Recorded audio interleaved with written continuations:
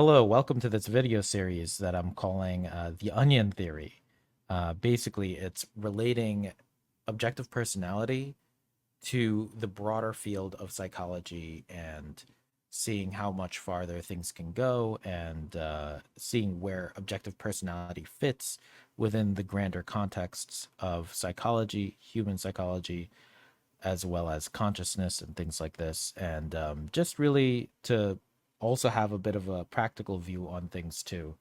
Like, what's the extent to which objective personality is helping you in your way of thinking or approaching your own psychology? And then what kind of remains on the edges or things that remain to be explored and researched. What I'm going to be explaining is how to contextualize objective personality within the psychology field, identify the different layers of psychology where OP fits in, and then how we can kind of move forward with objective personality as a tool for us to approach our own psychology problems as well as our solutions that we're currently implementing, and how it can kind of help you with all kinds of other areas of life. So, so my personal lens, from which I'm going to be explaining a lot of this stuff, just to kind of go over, my background a little bit, is that, just to say I don't have a formal background in psychology, but I do have a lot of years, about 4 years so far, I've been studying the objective personality system. And so my opinions are based on that.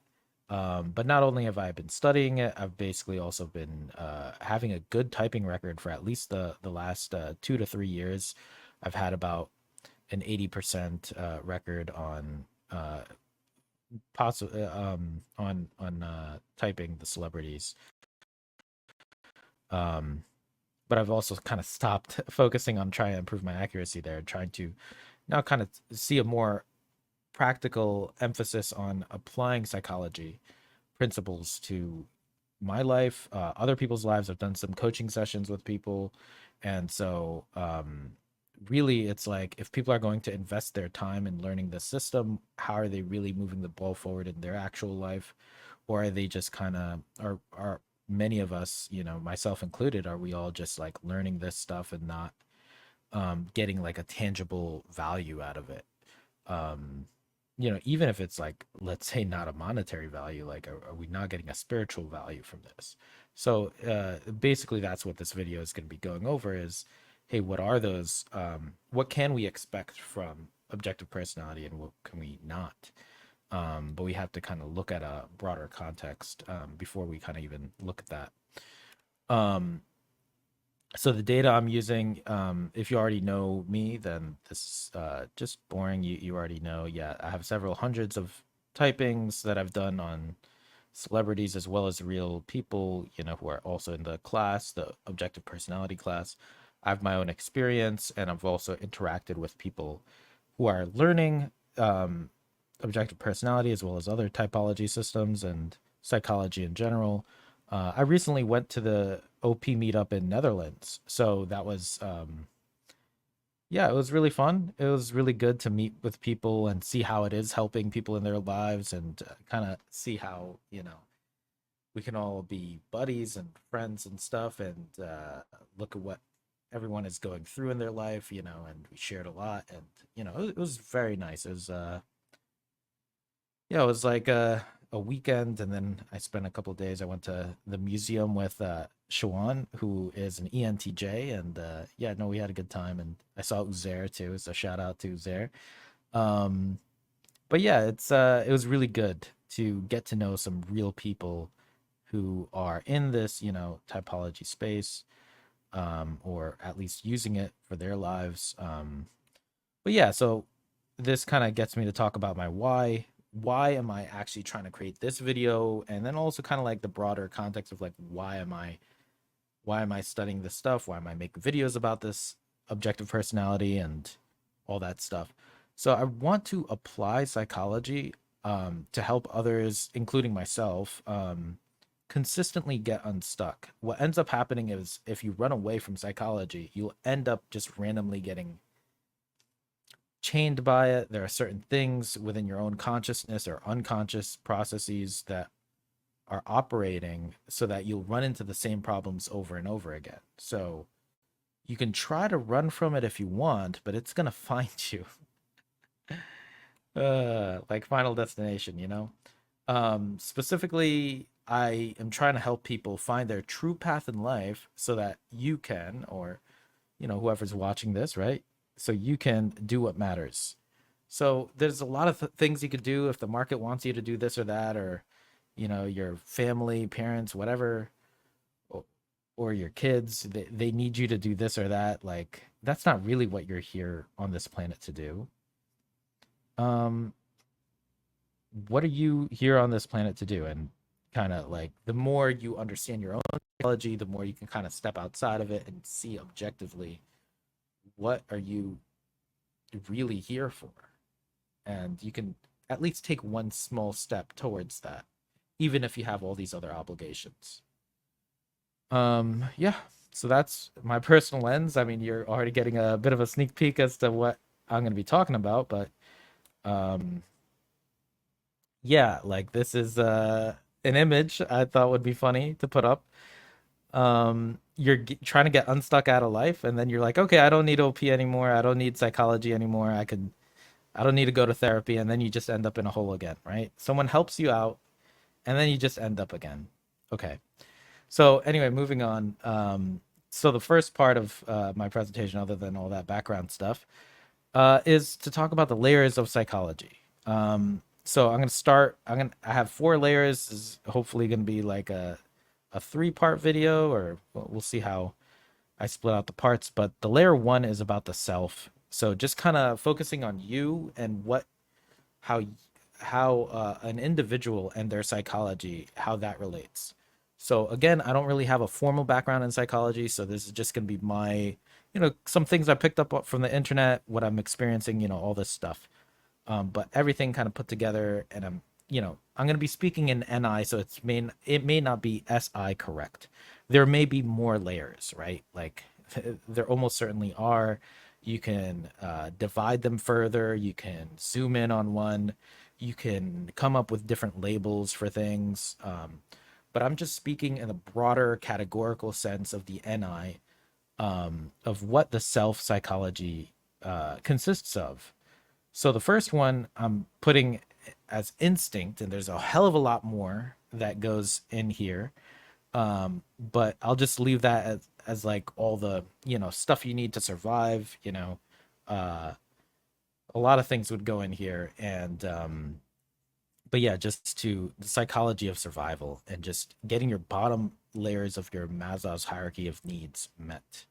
So I'm not going to be getting it too much into that, but it is important, like if you don't have food, shelter, belonging, if you don't have a sense of security, you're going to need to spend time here in your own psychology to make sure that you are covered. And a lot of times, it's central. You're always going to be thinking about this no matter how high you're elevating to. You're always going to have to pay attention to this, at least on some level. Maybe it becomes automatic, right? Of course, many of us don't actually have to think about this day to day, but some people do if you didn't have that. But beyond that, just moving on, is going to be the ego as well as super ego. You may have heard about these before. So just kind of talking about yourself as well as society's standards. And then you'll have, beyond that, I'm labeling it as cognition or awareness. I'm bringing a little bit of like spiral dynamics in here if you're familiar with that, where there's a yellow, turquoise, coral, all this other stuff. But really, what the orange is about is moving yourself to the best possible place, and taking care of yourself, having a sense of individuality, seeing what you're good at, investing in your strengths. Super ego is about like, hey, what should you be doing? Okay, even though you can get paid a lot of money, like Neil Patrick Harris, and when he did How I Met Your Mother, he got paid more than his coworkers, and he's like, whereas other people, they when they work on a team, they made sure everyone gets paid $1 million a year or something, or per episode. But Neil Patrick Harris, he just basically stayed in the orange and he kind of just looked out for himself. And so he's not really, you know, dealing with the idea of like, hey, I should advocate for my teammates, my colleagues, my coworkers, I'm friendly with them, He didn't take that route. He didn't take the bait there, And so you see him getting the short-term benefit of being able to take care of himself, get a lot more money. So that's really the orange kind of egoistic kind of way of thinking. And that's fine. It really makes it easy for you to survive. And, we don't need to look down on that.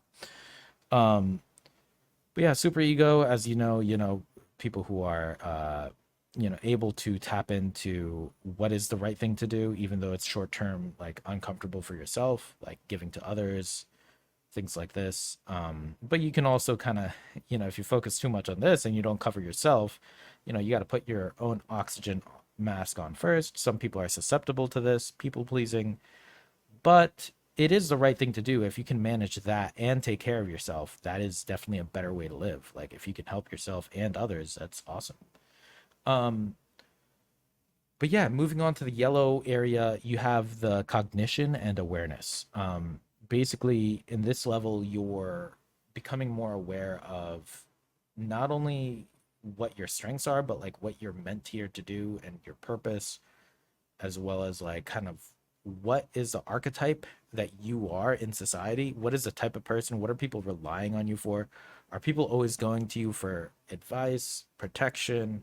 Are they talking to you a lot because you're a good listener, or do people count on you to fix their computer or something? Like what are people looking to you for? And then you're just aware of your role in society and aware of the potential that you have and what people are looking to you for. Why are people investing in you? And then you're taking advantage of all the resources, advantages you've been given, all the privileges you've been given. You're able to pilot your existence and kind of, if you're an INTJ, you're coming up with plans for people, helping other people with their plans. If you're an ESFP like me, you're like helping other people see how a good life can be lived, or even the Kardashians, like they're doing their own thing, and a lot of people don't understand it, but some people need to see, hey, you can live a good life in America. Maybe you need a lot of money, and that says things about this country. And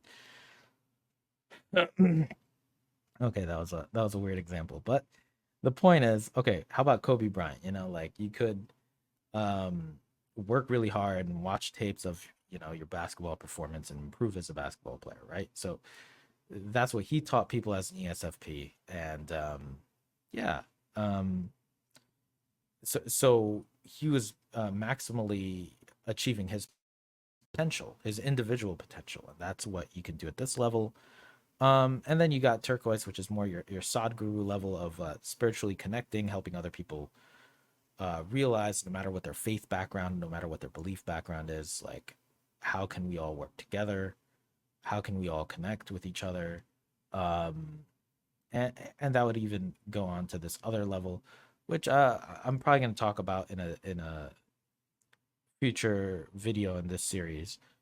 But this is just your higher consciousness, so it's like relating, you know everything that you possibly could do, and then kind of taking it even a step further for your individual self. So one of the examples I say here is like, it's funny because there's a guy, I think his name is Nathan. He does videos on MBTI personality stuff, and he mentioned that ESFPs are like pawns or something, and he said it in a nice way, but it's kind of still, it can hurt the ego, but what he tried to say is like that, people can, whatever, there are small steps that you're taking, and that, if people aren't paying attention, you can all of a sudden, become the most powerful, uh, you know, army piece, or you could be the most powerful in the world. if people are if you're able to execute your long-term vision, your long-term plan, which, you know, when the pawn gets to the other side, it's no longer the weakest thing on the board, it becomes the strongest. But it takes a lot of like individual work to get there, a lot of small work. You can see it even when, like, if I'm able to consistently make videos, like, I would totally be super powerful, you know, but that's a very hard thing for me to do as an ESFP because I'm always constantly getting distracted. Um, but what this higher consciousness part plays is like you're aware of all the different roles in society and all the different things, and you're not really looking down on anyone. You're not really looking down on anyone, but you're able to use the other pieces in the chessboard. You're able to use, you know, okay, so like that person is a janitor, they can help me. That person is the president, they can help me. That person is, you know, a cafeteria worker or whatever. I don't know. That person is a nurse. The person is a doctor. No one's really your enemy. Like, oh, that politician on the left, that politician on the right, they're all useful. They're all playing their role. And you can suddenly see where you fit in all that. And you see everyone as just part of, you know, some connected organism, that how we're all connected. And then you specifically are increasingly aware of how you fit into all that and how you're, even outside of you, the body, the physical body, you're able to even energetically kind of influence the entire board, how the game is played, what the pieces are doing, and you don't just have to be limited to what you're doing. You're not, you basically elevate from being a soldier to being a general. You're able to play the entire strategy out outside of just your own individual identity. And so your identity, in a way, it transcends to a larger identity. Um, yeah. So anyway, that's layer one, and I'm basically saying objective personality is going to fit in here. I'll talk about that shortly. But yeah, here's a mini lesson on ego. You can pause the video and see what this is. You know, if you don't know what ego, id, and superego are, that's basically what you know, what the basic psychology is talking about. I think Freud or someone was talking about this. So it's your, like, your instincts and desires is your id, and then it's your ego, which is going to mediate, you know, between those. And the superego has a more conscientious, kind of idealistic idea, like basically the ideas of what right and wrong is, and what's good for society and what's good for the long term, and just like a higher order of consciousness. But of course, if you're only struggling with your temporary, momentary survival, then you're going to be relating a lot more with the id, and you're going to let go of all those future long term goals and ways of being, and those behaviors, you're going to drop those. So yeah, it's very important to kind of manage all these, you know, just because this one is painted as bad doesn't mean that it's really bad. It's actually very important to eat cookies at some point. If you're always in the superego, then you're not very grounded. Like this, even though it's painted as bad, it's something that you need to survive. You need a roof over your head, you need things like this. And so that's why it is important for an ego to manage kind of how those are playing, how the different sides of you are playing out. So yeah. And here, yeah, I'm putting a text box here about yeah, OP is between ego and awareness. So understanding your own personality, it's helping you manage the part of you that is mediating the id or the instinct and your superego, um, as well as you're starting to be aware of how your superego is affected. All of these are affected by your personality, but I think once you get past, you know, awareness, at least you're starting to go beyond your own individual personality, and that's when I think just understanding that everyone has their own personality, it becomes more valuable. But then there's, I think, a drop off where at a certain point, I think just understanding objective personality isn't really enough, where it's not going to take you much farther than this, at least not currently, not with the current ideas that are in circulation. But it's very good to get you grounded here. That's my opinion, and that's my opinion, and I'm sticking to it. Yeah, but that's layer one. It's more focused on the individual, and here's layer two. What I'm calling it, of the onion, of the onions, of the rings of consciousness, as well as psychology. Um, so again, I'm kind of taking the id, ego, superego perspective, as well as kind of beyond all that, kind of what sits outside of that.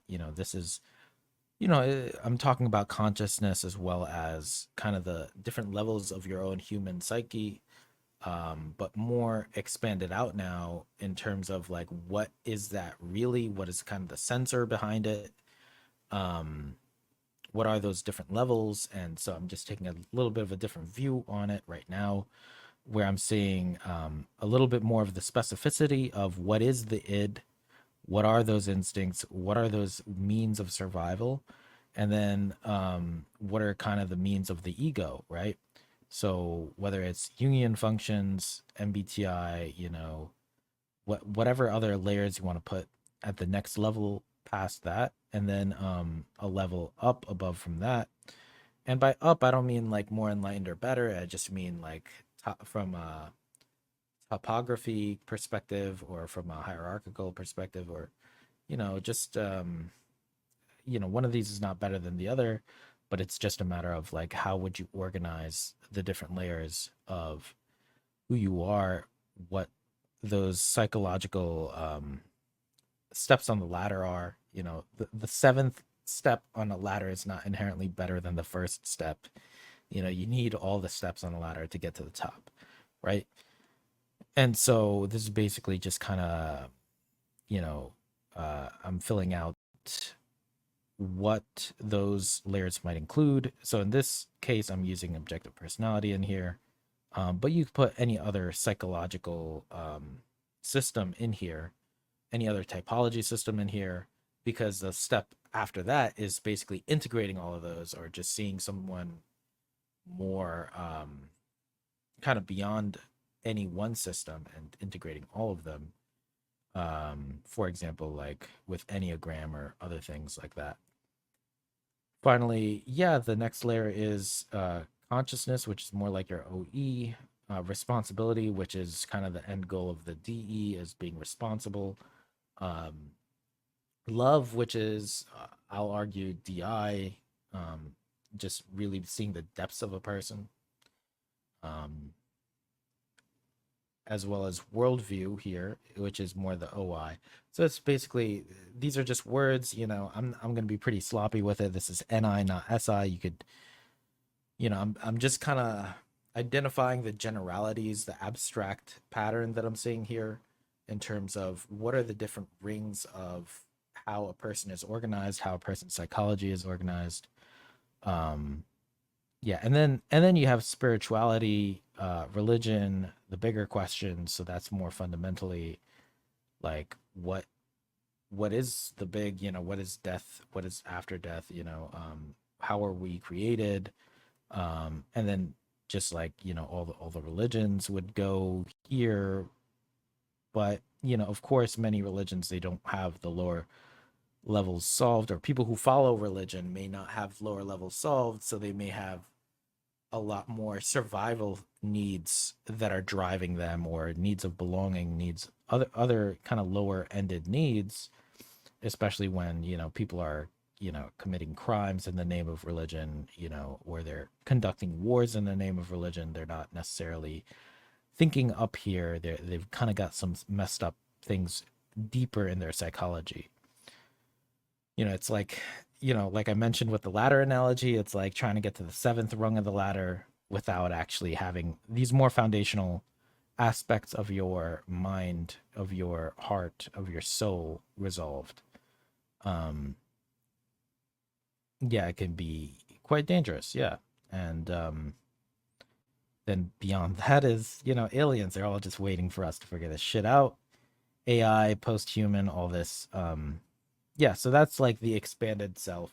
And here I'm just highlighting where OP fits in all this. So the idea is just to, so the real motivation behind me putting this slide here and talking about this particular thing is that I'm seeing a lot of people study objective personality and kind of lose sight of where all the other things fit in.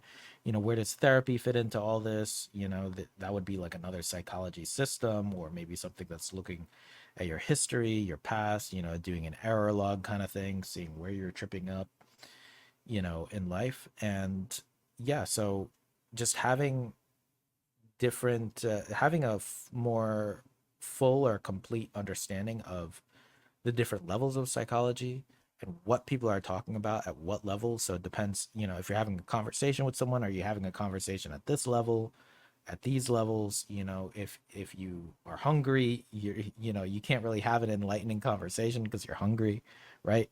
Or you're tired, right? You end up just, especially towards bedtime, you're not going to be able to hang around here. You do not want to talk to aliens right before you go to sleep, although that's maybe when they'll contact you.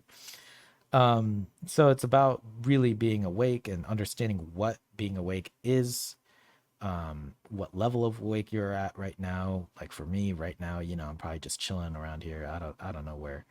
Um, but it's but it's important to know which level of your psychology you're inhabiting in the moment, and if you don't know these other ones exist, then you're not really going to be able to tap into it. If someone tells you to follow a religion and you're not really thinking critically about it, then you're not really going to get to that religious level. Um, Although maybe, with the help of other people, you possibly can get that feeling. But do you have that sense of knowing? There's a lot more there. Yeah, that's definitely an interesting one. Yeah, it's funny because I'm not like, I grew up religious, but I'm not particularly religious right now. But I see myself thinking more about religion, more with each passing day, because there is a lot that it is addressing that, you're not necessarily going to find at these other levels. Like, it's just consistently asking questions, asking bigger questions, and it's not getting lost in the weeds of, survival. But what typically you see in religious societies and tribes is that they are losing a lot of the basic, you know, foundational elements to the human psychology, at least from what I'm seeing. Maybe you end up in a better place. Good for you, and good luck. But yeah, you basically need all these levels here, and that's why I'm explaining it. Is just, I think it's going to be useful, um, and practical. So now I'm going to go into the ESFP example. So now I'm gonna basically try to, take a more practical lens to all this, because I'm just talking about the layers of the NF, of the NI, and I'm assuming you know what that is. Basically, the intuition, the abstract concept of consciousness, of personality, where it fits, and just gonna walk you through an example of an ESFP. Myself actually specifically, so not just any ESFP, my own type. I'm putting in here, which is, going all the way up to the 4096, as I'd call it, is double masculine, SETE, play, consume, sleep, blast last, number one male. So I am seeing a difference between women and men, at least biologically, not to get in any kind of trouble there. Yeah, that's a weird one. Well, that's where your more coins are, right? If we go beyond that, then there's gonna be more coins. I'm not against that. So, but at least as far as the conversation goes, let's move forward. You see, this is what happens with OE brain. You're like, the possibilities are endless. Of course, they just keep multiplying. Why not? Okay, so at the most base layer, let's again start. Unless we want to start with the aliens, start with the id, the instincts of survival. So this is where, like, if I go to therapy, something like, and I've been to therapy, so like what ends up happening is you end up talking about childhood experiences, things like this, that really shape your current behavior and habits, things that happened, things, trauma. You're gonna have to face this. You're not gonna be able to run from this. This is the core, right? And it's your past. It's like you were born. You have to deal with the fact that you were born, and you're born in circumstances. You're gonna have to deal with those circumstances, right? Doesn't matter that I'm an ESFP. You have to deal with this shit, right? And so, all right. So we have the id, and then beyond that, let's look at the next level. It's gonna be so now I'm getting into more of the sensory, the example, but it's also gonna include some of the concepts, right? So the sensory in my case is that I'm working with the cognitive functions of SE and FI, right? So what is that? So those are those Jungian functions, like what is the SE person known for? Okay, so this person played sports. Maybe I was good, maybe I wasn't good, but I played sports, right? I have values. Maybe I may not know the values at the time, but I know I have them somewhere, right? So I'm going to be having those values that are driving me. I'm not going to be, really excited about winning arguments like the TI version, right? So you can't really call me an ESTP, Uh, at the end of the day, I'm a MBT. I have an MBTI type of ESFP. So there's just going to be some typical things, um, and that myself as an ESFP, I'm going to be drawn to. You give myself the same experience as, let's say, I had a brother who's an ENFJ, something like that, or ESFJ. He's going to have a totally different kind of recollection of or way of dealing with the same childhood experiences that I'm dealing with, right?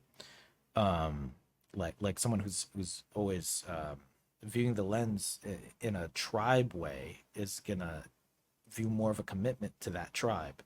Where for me, even because I'm basically an ESFP, I'm gonna be more viewing the world through a lens of SE and FI, and so that's going to affect a lot of things in my own psychology, right? And so remember what I was saying earlier about the chessboard.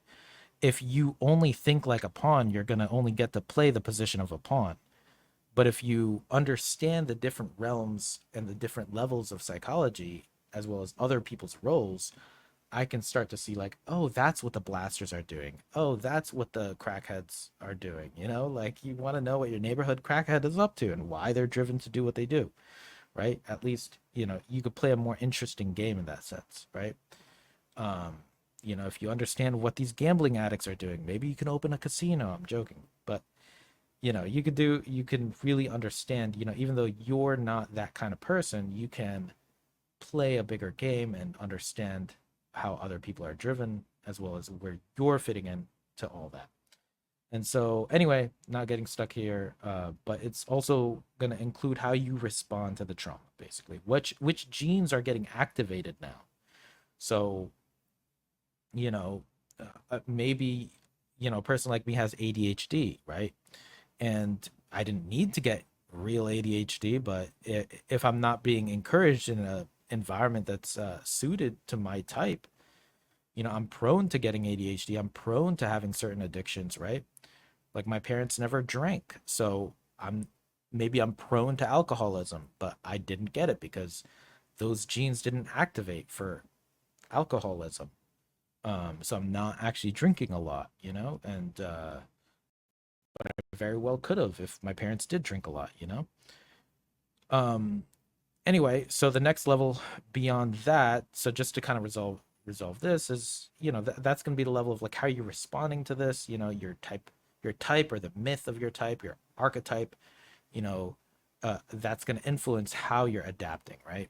And then you have basically the rest of your coins, the rest of whatever psychological concept you're talking about. In this case, we're talking about objective personality.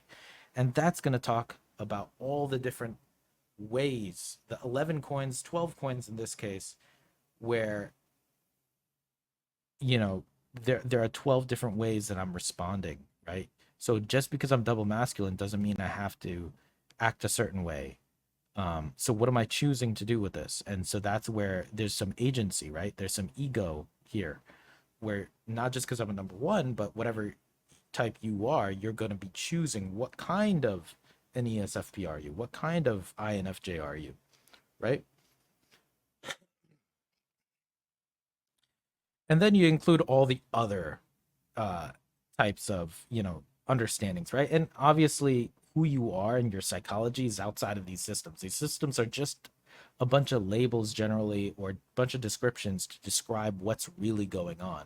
But at the end of the day, what you're doing is you're basically zooming out. The whole point of all these systems is that so you're able to more easily zoom out at different levels, at more definable levels of what's going on in your psychology. So you're able to like kind of have that outer body experience of seeing what kind of a chess piece you are, what kind of a person are you, what kind of a human are you, how is your soul manufactured to respond, what kind of vehicle, what kind of car are you, right? And so I just made up that Enneagram type, but it could be the one I have. I don't know. But yeah, if I take into account Enneagram or the Big Five or whatever other things I have going for me, like different astrology stuff, right? Whatever, like I may have more insight as to what kind of vehicle I'm in, what kind of soul, what kind of form that I'm traveling in as a form, as a ball of consciousness, as a ball of light put into this body. Like, who am I, right? And you're able to see just something bigger outside of yourself, or you're starting to get there. And then you have consciousness, responsibility, love, worldview, whatever this is. It's kind of gonna be more like, no matter how much you learn about different psychology systems, your own psychology, you're gonna be limited or unlimited by your level of consciousness, responsibility, love, worldview. If you're able to love a lot, maybe you're strong in one of these. Maybe you have a really expansive worldview. Well, maybe you have you're conscious of a lot of things. Maybe you're I'd even put like conscientiousness in here too. Um, but yeah, worldview and consciousness is just going to be your OEOI coin, and both of them can kind of like bounce between each other. You know, and yeah, so same thing with responsibility and love, right? If you have a family of 10 people, or friends and family, maybe like you have 100 friends and family, are you able to take care of them? That's going to be your responsibility. Are you able to love them? Maybe you take care of 100 people, but you don't actually love them. You're just kind of running through the motion, and you're operating like a machine, right? And you're just working hard all the time, right? So you're going to want to work on all these, and these are going to affect your soul, your consciousness, um basically your NF spiritual state, right? Speaking of that, then you see, what is it all for? What is death? What happens after death? Is there a big man in the sky? Is it a woman? What's God? Who is God? Like what's going on here? Who created us, etc. Um, how much should we take science into the equation? Where does religion begin and science end? Stuff like that. And you can ask some of these bigger questions, and then going even beyond that, you have things like aliens and what should our relationship with higher life forms be, or lower life forms, etc. You got AI, post-human, the beyond, like stuff that I don't know, right? Stuff that's out of my element. I have no idea what the hell's going on. At a certain point, I know I don't know, right? And so like those are the different levels, but just if you're just thinking OP, or whatever your favorite system is encompasses all of life, which I see many people doing, it can even accidentally, like we get lost in it, right? It's like you're watching a football game or something, and then you just get caught up by the game, and you think the game is your entire life, and you get very invested. So I see people getting very invested in some typology or something, right? So the point of this slide and this presentation and this whatever the hell video is that I want you to be able to look at personality, use it as a tool, don't let it use you, and see where it fits in the grand context of a lot of things. So this is just using me as an example, but you could put your own type there and see what the hell is going on, filling out different levels of this. How do you feel about aliens? How do you feel about religion? How do you feel about your childhood experiences? And kind of look at yourself at different levels. That's what I want to help you do. Um, and it depends on what you're going through in life. Sometimes you're going to be down here, sometimes you're going to be up there, sometimes you're just going to be bouncing between everything all the time, and that's not Generally advisable, but it depends, of course, on like, hey, what type of person are you? Do you like contemplating everything all at once, or do you want to go one by one? Um, each method is fine. And so, in the spirit of narrowing down, let's see what our focus is. So, on this channel, I like to talk about OP. Sometimes I might talk about other systems, other ways of thinking. Um, so I, so here you go. You got your OP type is here. That's where I'm seeing objective personality really fitting is this layer. I know the drawings are ugly. I'm not a freaking artist. Someone could do something better there. But yeah, so that's where I see OP fitting in. It's very useful. It's very important. You can always swap out something else as a replacement, but while you're here, while you're studying this stuff, I think that the definitions, even though they're in the NI and not the SI, they're really super useful. The most useful thing I've found to actually start putting labels on things and start to get a handle of consciousness. um and I do feel like it permeates to every layer, right? It permeates to every layer. There's ESFP stuff here and there. It does affect you, but at the end of the day, you do need to resolve this trauma from your childhood, and you do need to ask yourself about the aliens. And there are other questions that objective personality just does not answer. And so it depends on what you're going through. And now we're back. And now we're back to the obfuscated, the NI of it. Like, what am I communicating here? Like, I don't need a PhD to communicate that, hey, there's levels to your consciousness, there's levels to yourself. I'm sure people are studying that, for the next 30 years of their life. But for me, I'm more interested in what can I learn now so that we can move forward, build businesses, do whatever the hell we need to do with our lives, take care of our family, move on. That's what I'm interested in. And I'm hoping to help people move forward in that regard through my videos and stuff. And yeah, and now I've kind of unspecified this. Now, I could swap out psychology for philosophy. You could kind of put a few other ways of thinking here. But psychology is more the NF side, philosophy would be more the NT. So you pick which one, but I think either way, whether it's in the NF or the NT, psychology or philosophy, you're going to be able to zoom out. And that's the point. I think seeing reality for what it is and not having a way of really abstracting away and having a greater sense of understanding and comprehension about what's happening day to day, then you'll get stuck in reality, right? It doesn't matter if you have NE first or SI first. Like you're gonna society and the censor, the reality is gonna be harsh, and you're gonna have to move through a lot of different stuff, depending on whether or not you want to meet your potential, whether or not you want to move towards enlightenment or self-actualization or some kind of just a better life. So yeah, that's my expanded self, the onion theory as I'm calling it, because it's all an onion. This is all just NI, and there's layers on layers, which is the next slide. Um, so yeah, basically the whole point of my presentation, I'm going to keep repeating it, is basically to help people see the different layers of psychology, where objective personality fits in, and how we can use that understanding to move forward with OP, right? So we covered these two today to the extent that I can possibly cover it. I don't have specialization here, so maybe someone could do a deeper dive into that, or maybe I will in the future. But I consider that I covered number one and two, just to get the broad strokes of it.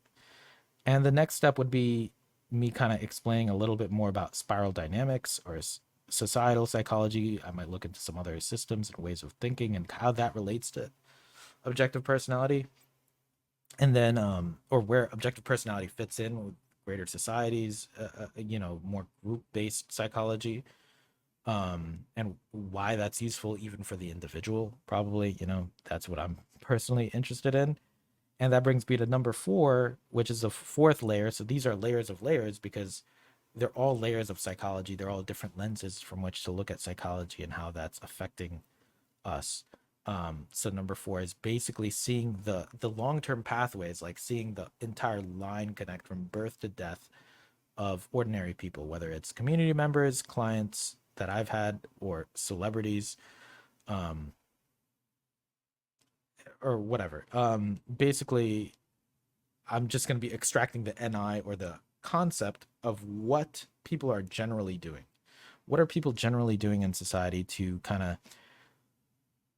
handle their own psychology, handle their own way of being, and then kind of generalizing what are the common pathways that you can take so that we can kind of get a better handle on our own life, on our own vehicle that we're traveling in. You know, we're all souls trapped in this vehicle, you know, not really trapped, but, you know, we get to ride it, you know. Um, but yeah, so yeah, I'm just examining the practical pathways for ordinary people. Um, yeah, and I'm developing predictable models for personal growth. So yeah, as I mentioned, I have coaching links in the bottom in the description. So to summarize, basically there are layers of psychology, objective personality fits in somewhere, and I'm hoping to help people figure out what they need so that they can kind of move to the next step in their lives, right? And there's a saying, you know, another one goes into the wood chipper. So what does that really mean? Is that people are just predictably stuck in their failure to fully be themselves. That's a little harsh, but what happens is if you really look at your life, and you don't really want to, but if you really look at your life, you may be stuck in the same patterns. I know that's true for me. It's always been true for me. And I do get myself out, but then you end up right back in. Like, you remember the image I showed earlier is like, you do get out of the places you're stuck, but then you may end up being stuck again. The same things may be pulling you back, and then what's next, you know? And that's something to really be thinking about if you're trying not to be stuck. Sometimes maybe you're comfortable down there in the hole. You know, I've spent a lot of time in that hole down there, you know, but if you're feeling that it's becoming hell, just stay down, stay stuck, you know, then there's definitely a way out, and it does get better. Everything will get better over time. You just have to stay in the fight and keep going. There are smart ways to go about it, but you know, sometimes as long as you can, whatever gets you to the next step, you know, like whatever that is. But yeah, it's been good talking to you about the layers of psychology and objective personality and where that fits in. So thank you for watching, like and subscribe, and I'll see you next time. Drop a comment too. Uh, yep. Oh, and watch the next part of the video. Watch the next part.